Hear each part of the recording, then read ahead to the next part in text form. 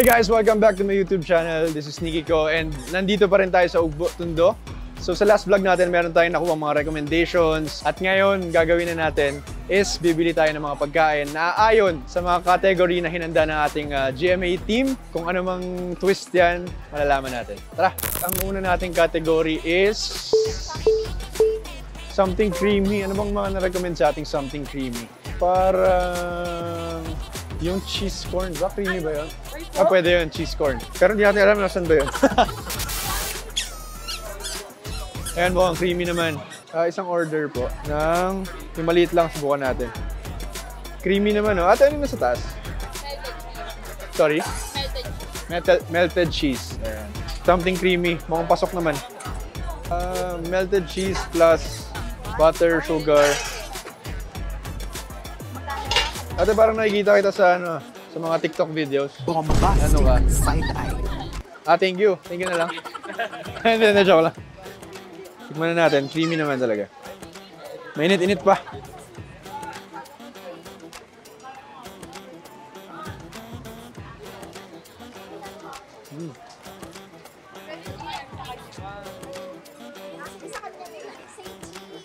Cheese corn. Ano, parang negative 1 over 10. Ay, nandiyan pa kasi.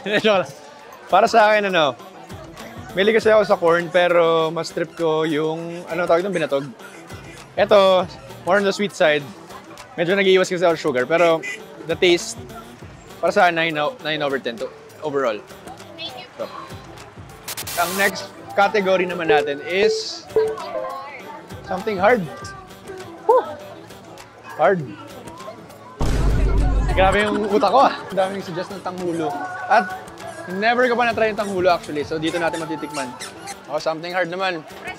Parang kilala ko yung nagbebenta dito. Parang siya rin eh. Gusto ko ikaw makadate ko, sir. Hiwalayan ko na siya. Oh. Ikaw rin ba yun sa kabila? Kambal mo yun? Sino mas maganda? Ah, siya? Shy type yata yung nagbebenta ng tanghulo dito. Magkano naman yung tanghulo? 95. Tumaas na. Uy! Sige, order kami isa.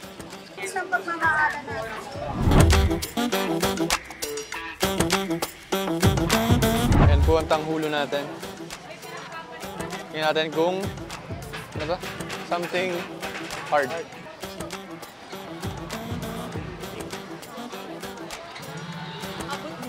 Ganun pala yung consistency niya sa loob.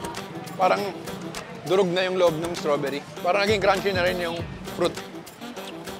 Sarap.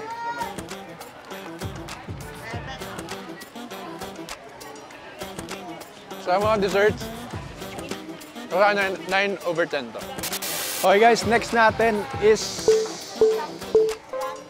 something crunchy. Ay, si ate yung ano, maraming sinasabi. Ate, binalikan na kita. Paano ba yan? Ay, bulaklak. Bulaklak talaga. Ah, sige, order kami ng bulaklak. Crunchy ba to? Crunchy na crispy pa.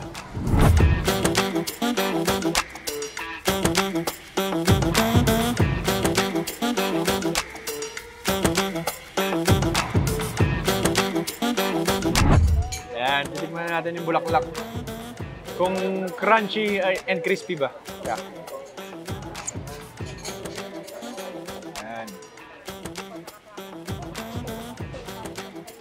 Cheers! Crunchy. Approve! Hindi na natin papansinin yung ano, yung isa, yung iba kulay. Ayaw natin. 10 out of 10, di ba ako nahihilo eh. Mamaya, mga 10, high blood. Solid. 10 out of 10, promise. Sige na nga. First time. Ito ba yung nasa loob ng ano, balot? Wala eh. Hirap kumita ng pera.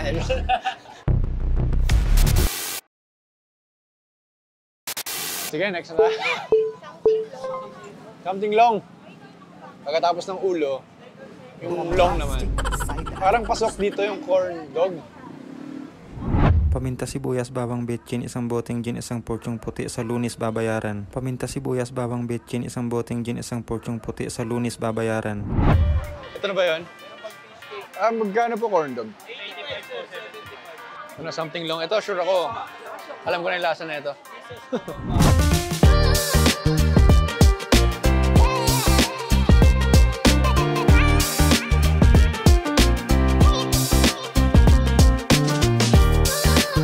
This is something long na galing sa corn dog store. Kung ano man pangalan nun, malalaman natin sa vlog 254.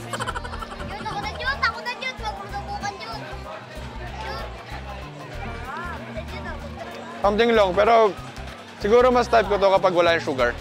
Mas gusto ko siyang as is lang. Dahil sa sugar, 8 out of 10. Pero kung wala, siguro mga 9 to 10. Very cheesy. Guys, so next category natin is something spicy. Ayun, kila Jacob, sakto. Shawarma, meron daw silang spicy kanina, sabi niya. Tara.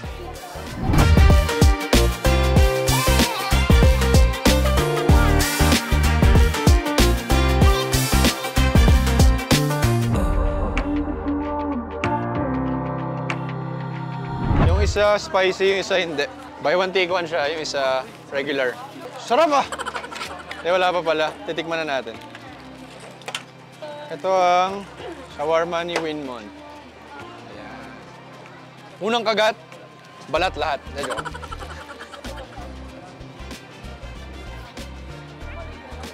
Ay, di, galing mo ah. Galing ah. Sarap pa. 10 over 10. Medyo malakas yung spiciness. Naging ano ko dun ah, spiciness. Yung beef niya hindi super, hindi maamoy. Pero mas na-overpower nung spiciness yung beef. Sarap. Pero kailangan nito ng ano, panulak. So ito ba yung specialty dito na dragon fruit? Meron kasi itong kalaban eh. Ano, mas masarap dito? Kala ko ba may tiwala ka sa sarili mo? Dapat...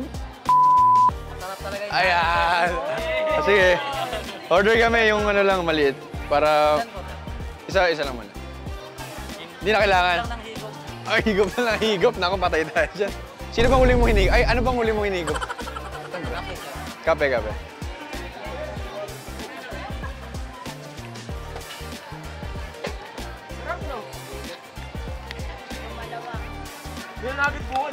Pwede na nakausapin, sarap eh. Solid. Thank you. Okay, boss. Sarap. 9 out of 10. Pangalan ko lang, Nikki ko. Subscribe kayo para i-feature din natin. Ano pong pangalan ng store niyo? Guys, so para sa last natin na category, this is the random pick. So, dahil maganda pong pag-invite sa atin kanina nila Ligaya at Lara, tatry natin yung seafoods nila. Tara, subukan natin yung seafoods nila. Pinagmamalaki nila, pag hindi daw masarap, libre na. Ito po. Nandito na tayo sa pag hindi masarap, libre daw. Walang bayad. Baka mo, be. Ito po ang bakla. Paano natin bakla po kasi malaman tsaka mataba. Pwede mo siyang i-hold. ganun yun. And then yung lalaki po malaman lang. Malaman. Yeah. So wala po kami babae, may mahal po ang babae. Ayaw niya sa babae. Mahal po ang babae. Ayaw niya yun? Ito po yung booking charge. Okay. Pwede po kayo mag-individual order or mix seafoods. Kasi kayo po mag-decide dyan kung ano po gusto nyo. Kaya pag hindi masarap, siguraan nyo si Ligaya.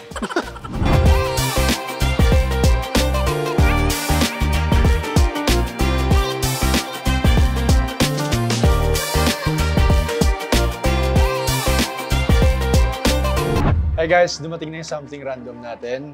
Puro seafood po tayo dito. Kasi ito yung dampa. Meron tayong salmon belly. Sinigang na salmon belly. Tapos meron tayong calamares na light skin. Buttered garlic shrimp. Okay. Siyempre, hindi makakalimutan ng kanin. Tara, kain na tayo.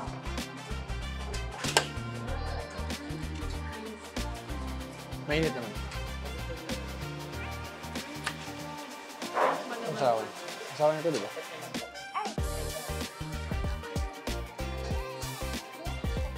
Natin yung sabaw.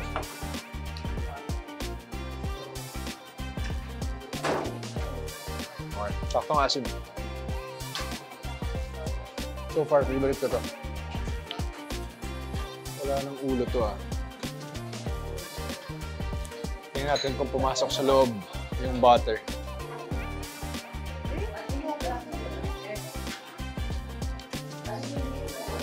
Tamis-tamis. Tamis yung luto nila sa buttered shrimp. Personally, mas gusto ko ang more salty kapag buttered shrimp.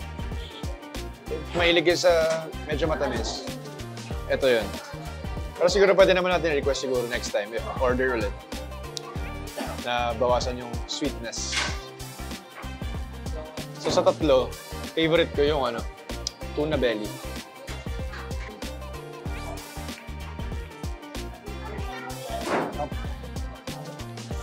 Ito talaga, favorite ko. Among the three. Galit muna.